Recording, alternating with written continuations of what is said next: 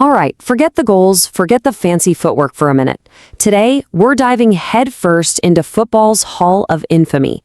We're counting down the players who mastered the dark arts, the ones who made a career out of walking that disciplinary tightrope and, well, fallen off it again and again. You know, in football, there's really nothing worse for a player than seeing this. The red card. It's immediate expulsion. It's leaving your team to fight on without you.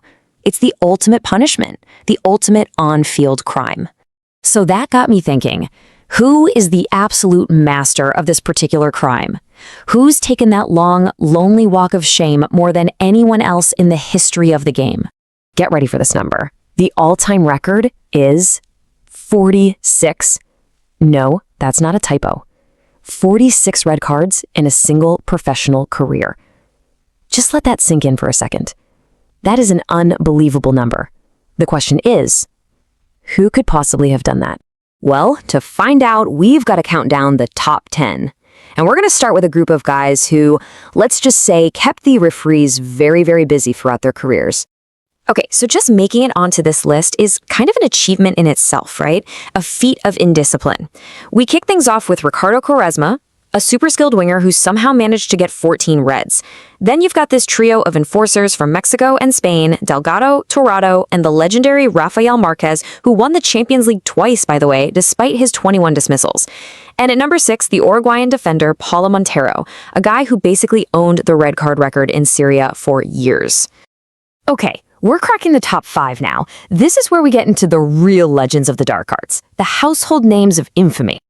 And kicking off our top 5, at number 5 with 25 red cards, it's the one and only Edgar Davids. You can't miss him. The glasses, the dreads, and that nickname, the Pitbull, well, it tells you everything you need to know. But that's the fascinating thing with Davids, and you'll see this theme a lot. The guy was an absolutely brilliant midfielder. We're talking Champions League winner, played for all the top clubs, but he was just defined by that ferocity. And how did his career end? You guessed it, a red card in his final professional game. It's almost poetic, isn't it? All right, number 4. Now this is a name you might not recognize unless you were a big fan of French football back in the day. Cyril Roule. He wasn't a global superstar, but man, when it came to causing chaos, he was world class. 27 red cards. The guy was just a walking, talking disciplinary nightmare. He also holds the all-time record for yellow cards in France's top league. He was known for starting fights, for these crazy karate kick-style tackles, and he argued every single call. A true specialist. Coming in at number 3.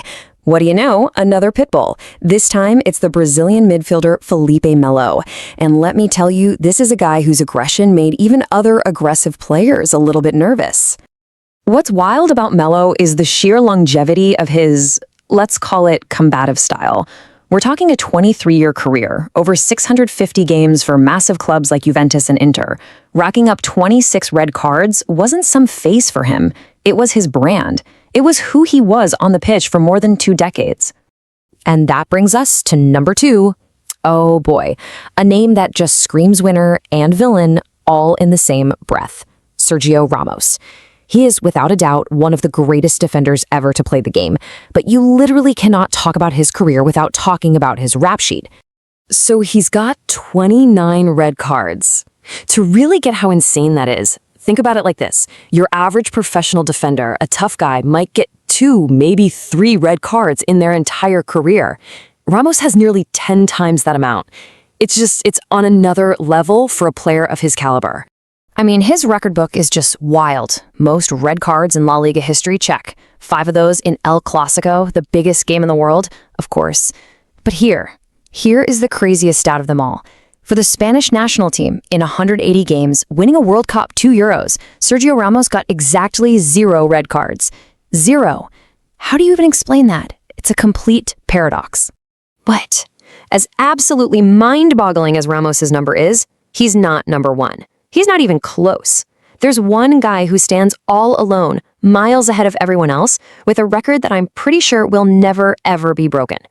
Ladies and gentlemen, meet Gerardo Bedoya, a Colombian defensive midfielder they called the Beast, and for good reason. He racked up 46 red cards. 46! That's 17 more than Sergio Ramos in second place. The gap between first and second is bigger than the gap between second and 10th. He's in a completely different universe. So how on earth does someone get 46 red cards? Well, a Colombian journalist really hit the nail on the head. He described Bedoya as having this explosive personality, a guy who just couldn't control himself. When a fire started on the pitch, he wasn't the guy to walk away.